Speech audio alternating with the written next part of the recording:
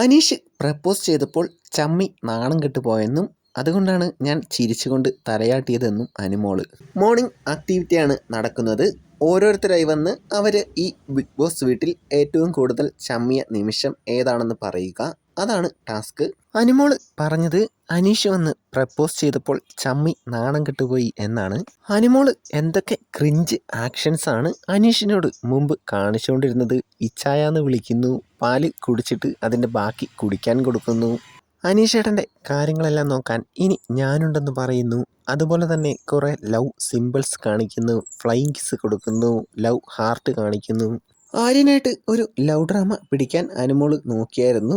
പിന്നീട് പ്രവീണായിട്ടും ഒരു ഡ്രാമ പോലെ നോക്കി. അത് ഇന്നലെ പ്രവീൺ വന്നപ്പോൾ പറയുകയും ചെയ്തു. അവസാനം അനീഷ് വീണു. അനീഷുമായിട്ട് ഒരു ലവ് ഡ്രാമ പിടിച്ച് വരികയായിരുന്നു. എന്നാൽ അനീഷ് പ്രപ്പോസ് ചെയ്യുമെന്ന് വിചാരിച്ച് കാണില്ല. അനു ഒരിക്കൽ പോലും അനീഷിനോട് ചേട്ടാ ഞാൻ ഇങ്ങനെയെല്ലാം കാണിക്കുന്നത് ചുമ്മാ തമാശയ്ക്ക് ഫണ്ണിന് വേണ്ടിയാണ്, ചേട്ടനും അങ്ങനെ കാണണമെന്ന് അനുമോള് ഒരിക്കലും പറഞ്ഞിട്ടില്ല.